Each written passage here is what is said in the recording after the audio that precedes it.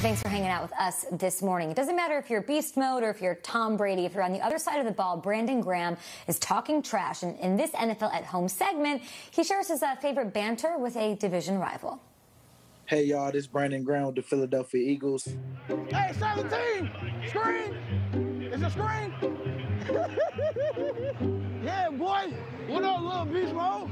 I'm big beast mode. Hey, Tom! I'm coming, Tom! I'm coming! My favorite trash talk was against Dallas this year. You a fat boy. Good job today, man. They holding like a mug today. Y'all ain't called one yet, though. It's coming, though. I know, because fat boy right here, that's all he do. He pulling on this, because that's all he can do. Too many cupcakes. I know he had a cheesesteak. Tell the truth. I know you had a cheesesteak. It's all good. Tell the truth. I love the Philly cheesesteaks. I know I can't have as many as I would love to.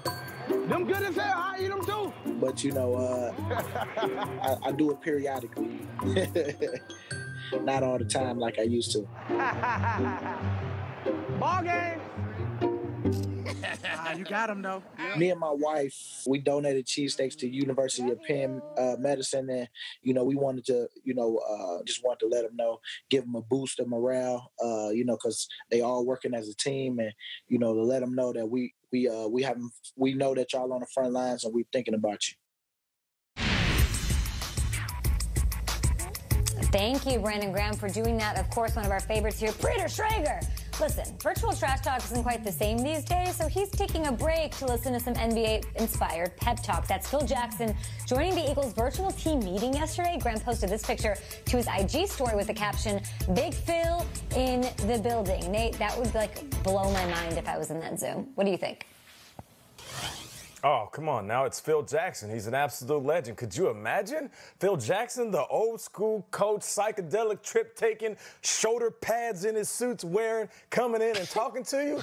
Yeah, man, that's everything that I want out of a football meeting. And this time of year, guys are getting so bored with these meetings virtually that these coaches, these organizations are doing their best to kind of spice things up. So, yeah, I would be honored to listen to Phil Jackson talk about anything.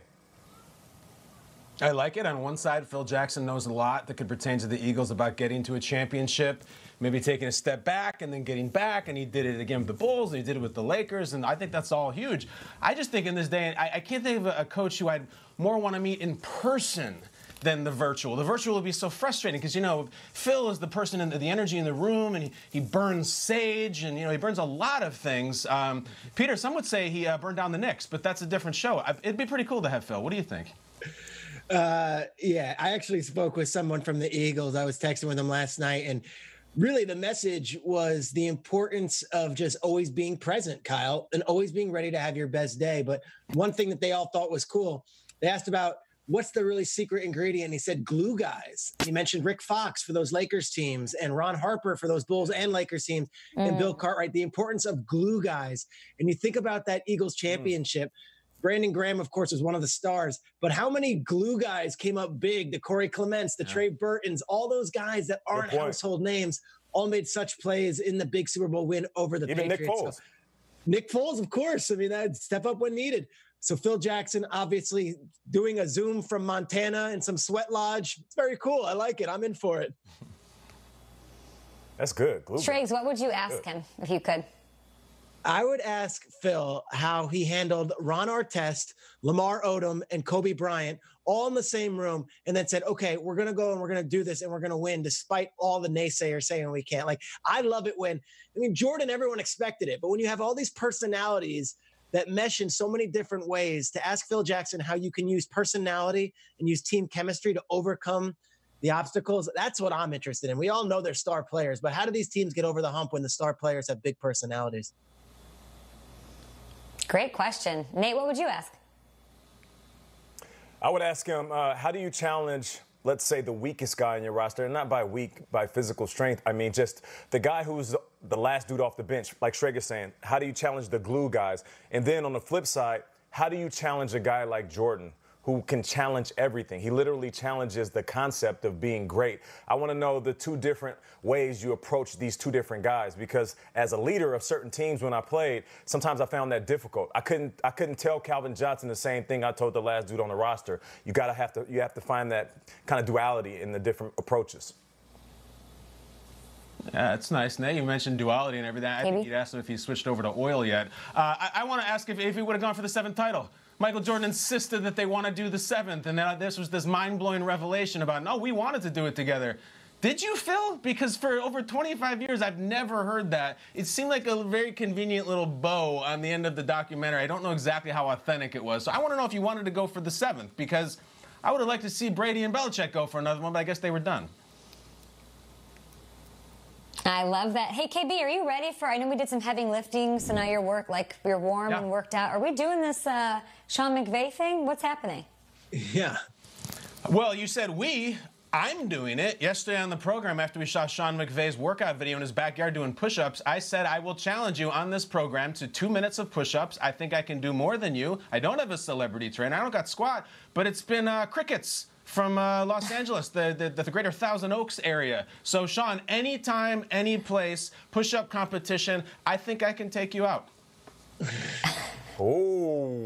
Shriggs, I don't ask you for much. Peter, I don't ask you for much. I need you to make this happen. I'll make it happen. Hopefully, Sean will bring his celebrity real estate agent with him, and we can really go for it. It'd be great. With some of his new teammates, but not him. Let's take a listen. I got to get out there with them and go and run some routes, go run those football routes. You know, but I can't believe that they're out there running without me, that Tom's out there throwing to all the other guys. What the heck, Tom? You can't even wait for me? What the heck? This is ridiculous. I'm going to have to catch up when I get down there. So I'm about 257 pounds right now. Everyone, you know, thinks I'm like 240, 230, but yeah, I'm basically, 4 more protein shakes away from being at my playing weight. So I'm excited about that, and I'll definitely be at my weight when it's time to go. Love that. Gronk. He's almost in game shape. What about the rest of us here? Quarantine has us at home. A lot of frozen pizzas. I know Shriggs and I share that bond for sure. A lot of snacks. You guys have young kiddos at home. The home workout situation isn't ideal, to say the least. So let's embrace some unpopular opinions, guys. It's a segment we love to do, whether we're in studio together or at home quarantining and social distancing. It's called heavy lifting, right? We're going to give some unpopular opinions around the NFL. Nate, do you have an unpopular heavy lift? I do. When thinking about the NFC East, everybody wants to basically crown either the Cowboys or the Eagles, but I'm going to go in a different direction. I'm going to say that the Giants, they win the NFC East. And here's the thing. It's kind of like when your trainer hands you those 2-pound barbells, and you're sitting there trying to lift it, the little dumbbells, and you're sitting there lifting it. And the more that you lift, you realize, oh, I'm getting a little burn. Oh, yeah, this is working. So, yeah, they got a new coach, Joe Judge. He's no nonsense. Oh, and Jason Garrett, I forgot they brought him in as the offensive coordinator. He's going to help try to do some things with that running game, kind of like he did with DeMarco Murray. And Daniel Jones, he showed some bright spots. He's going to take care of the ball because they shored up that offensive line with that 4th overall pick. And then, not to mention the wide receivers. The wide receivers are going to help. You have Golden Tate healthy, Sterling Shepard, Evan Ingram. You have all these individuals that are going to finally help this team. And here's the thing. I know Giants fans over the last couple of years are like, are we going to be good? One day, Sunday. But I think coming up this season, it's going to be Sunday Fun Day. I got the Giants winning the NFC East. Okay, Nate, that was pretty good. This is going to be easy for me. I usually get a workout on the show carrying you for 3 hours, but I will ask you a question. I don't even need to ask the question. I'm not going to waste my breath, Nate. I already know you've seen the film Mr. 3000. I know you saw it in the theater and then you purchased it.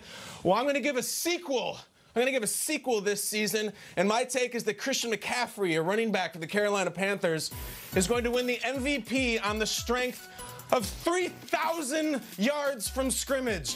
3,000. Mr. 3002. Guys, as good as he was last year, guess how many 100-yard rushing games McCaffrey had? Only 6 out of 16 games. Guess how many 100-yard receiving games he had? He had 2. And he did it, as we know, with the likes of Kyle Allen and Will Greer playing quarterback. Now he gets Teddy. Teddy likes the check down. Teddy likes the short stuff. I like the lower body. I think he will have better quarterback play. And I think that he will now have Matt Rule instead of a defensive-minded head coach who is now in Washington. I think that Christian McCaffrey, what is that grunt sound? Is that from the Final Fight or something? I'm hearing a video game sound effect, but I'm hearing McCaffrey going for 3,000 total yards. Oh, I'm so swole right now. Thank you. Peter, what do you got? I got spittle. Oh, my gosh. I'm first going to ask the audio folks to please not play the male grunting over my talking if it's possible. Kyle. Yeah, can someone mute audio? I mean, gosh, guys, is that the bathroom or the bedroom? But I mean, we also are trying to do a TV show here. Come on. All right, you guys have dumbbells. Let's go with the teddy bear here because that's what I got in here. This is how I work out my biceps. I think the Chiefs are going to be even better this year than last year. No, get that noise out of here. Okay, Chiefs. Everyone knows that they won the Super Bowl. They got the first win in 50 years. Truth of the matter is they did it with Mahomes having one leg for most of the season. He's going to be fully healthy. They bring everybody back.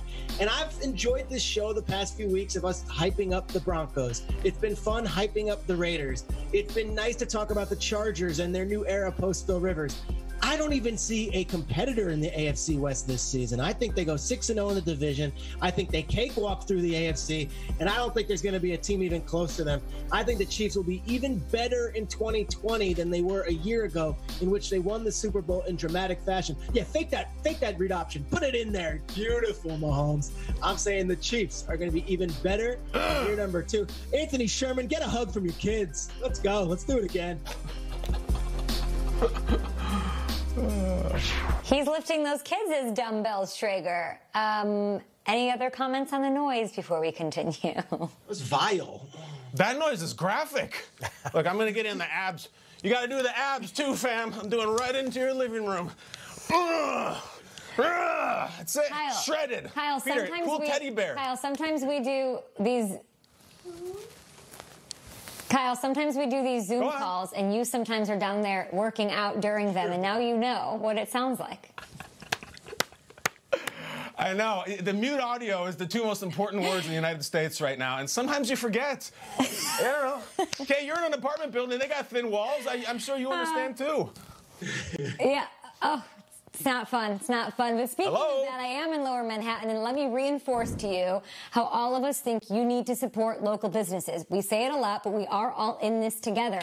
I'm taking a nice drive this afternoon. I'm going to go try to find a little hiking spot very safely. Before I do that, I'm going to go stock up on things I need from my mom and pop shop. I'm going to get some wine from the guy who knows my name and my order. We all have that guy. Go support that guy. We're in this together. You can buy locally. You can buy gift cards.